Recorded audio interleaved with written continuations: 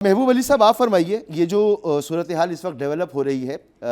ठीक है, माहिदा तो ज़रूर हो गया है, लेकिन ये माहिदा कितना देर पा होगा? ये यहाँ पर भी बात हो रही है, अफगानिस्तान में भी बात हो रही है, ये बात पूरी दुनिया में हो रही है कि ये माहिदा काबिल अमल है, सीज़ फायर बरकरार रहेगा और इसमें संजीदगी भले से हो अफगान रजीम की, लेकिन क्या वो ये क़ुव्वत रखते हैं कि वो TTP को कंट्रोल कर सकें?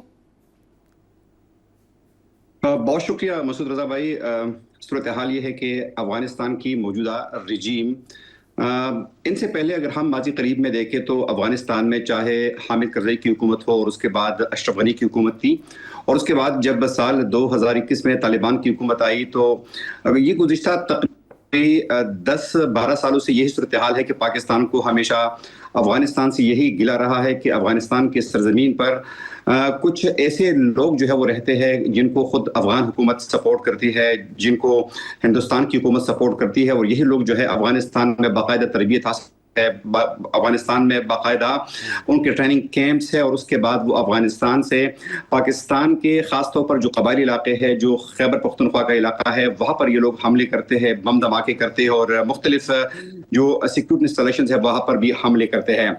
तमाम साल 2021 में जब तालिबान की रजीम आई और उनकी हुकूमत आई तो ये तवक्को ज़रूर की जा रही थी कि अब शायद पाकिस्तान की कबायली इलाके और ख़ास तौर पर सूबा खैबर पख्तूनख्वा और बलूचिस्तान में अमन आएगा,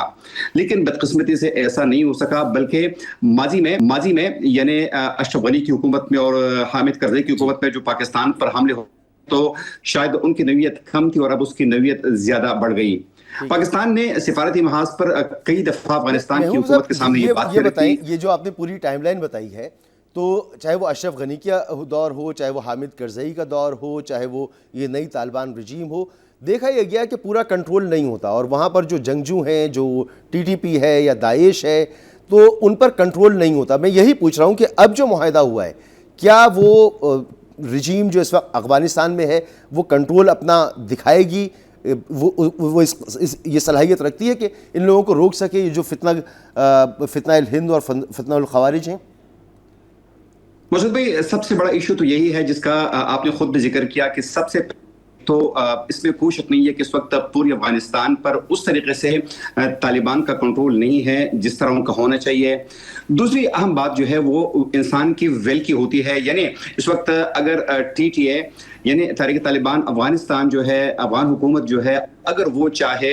तो शायद उसमें कुछ कमी जरूर लाई जा सकती है। वो TTP के लोगों को समझा भी सकते हैं, उनको अपनी तरफ अपने साथ बिठा भी सकते हैं और उनको ये बात बावर करा भी सकते हैं कि आप हमारी सरजमीन को किसी दूसरे मुल्क के खिलाफ बिल्कुल भी इस्तेमाल न होने दें, लेकिन शायद वहां पर ये नहीं हो रहा।